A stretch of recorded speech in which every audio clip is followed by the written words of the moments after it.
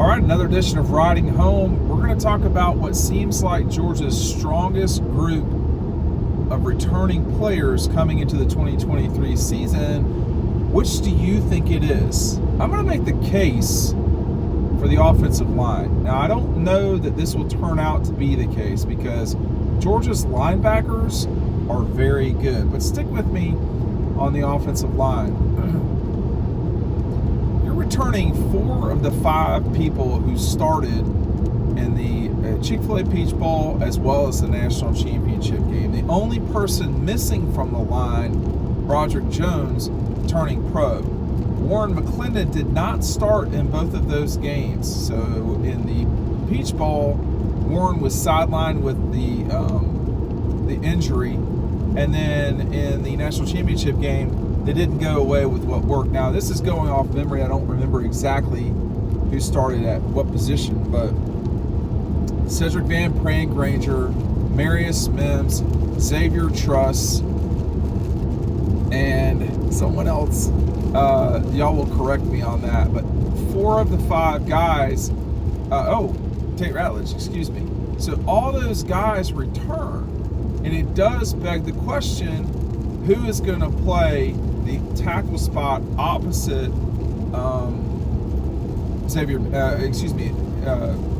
Mims? It may be Truss. I think that's there's a pretty good chance that it becomes Xavier Truss on either right tackle or left tackle. The unfortunate passing of Devin Willock takes away a starter.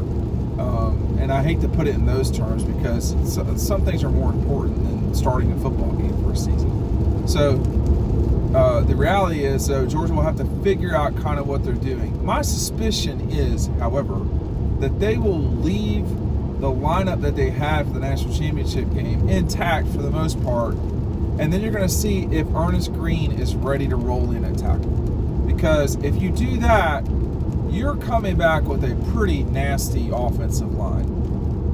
Make sure you're picking up Double Dogs today. I don't have the book with me that I showcase. We're running out of confetti for sure at this stage. Can people continue to buy it buy the book at the pace that now I'm certain that we will run out here sometime in the next few days. So order the book. The link is down below. Get your copy of Double Dogs today. You also want to be in the first shipment, and frankly, at this stage you probably are not, but you can still get the confetti. So get that in now. Needless to say, it takes a little time for the printing to occur. We have to wrap up the writing, but pick it up today. The Ohio State section alone is worth your time, money, and effort. We appreciate everyone who's ordered. You're going to get confetti, but there's going to come a time when I can't offer that anymore. So I'm hammering that right now. Pick it up today. At linebacker, you've got a situation where at inside linebacker, that may be the best duo in the country. I mean, Dumas Johnson, Smile Munden, those are both guys who, they could be first round, early second round draft picks. They make a lot of plays. Smile Munden, I like Smile Munden a lot. I think I might like him more than most people do, comparatively speaking to Dumas Johnson. But the global point is that duo is outstanding.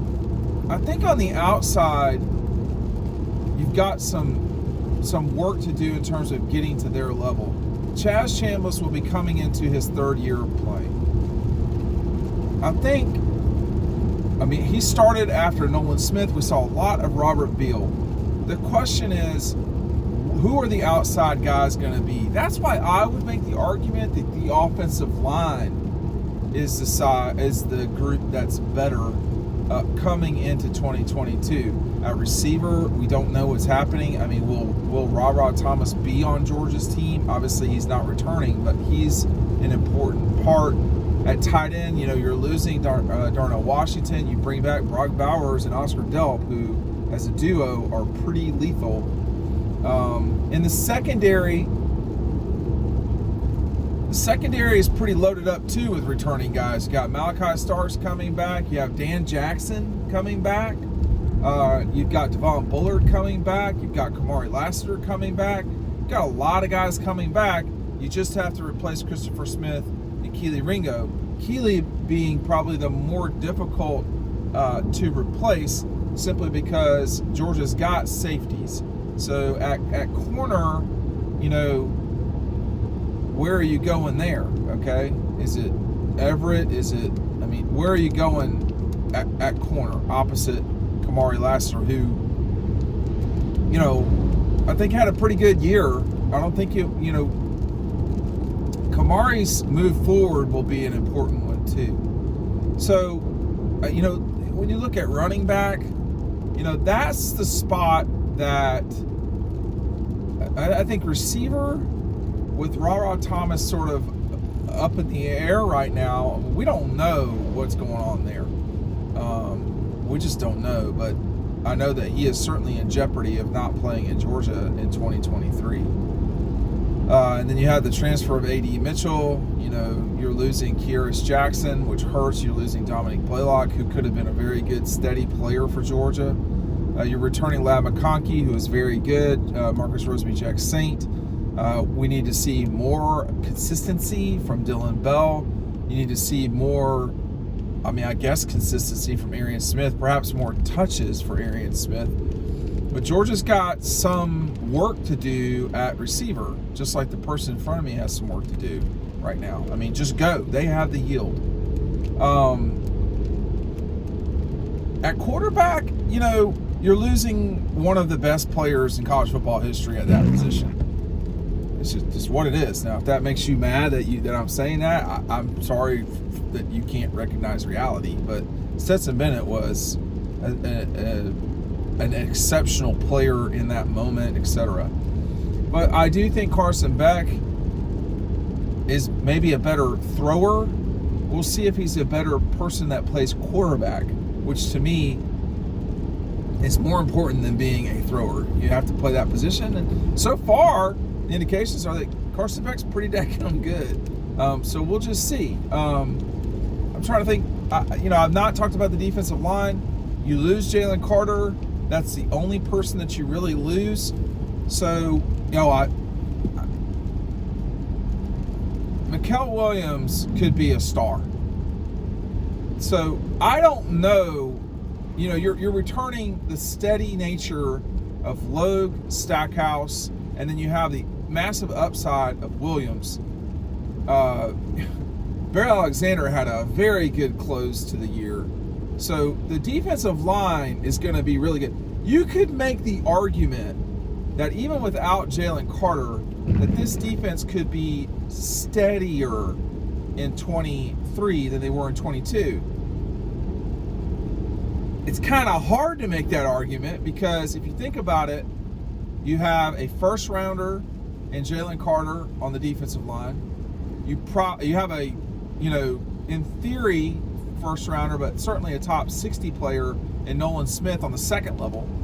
And then on the third level, you had Christopher Smith and Keely Ringo, one of which is probably going to go in the first round. So that's a lot of skill. Is Mykel Williams, is he a first round guy?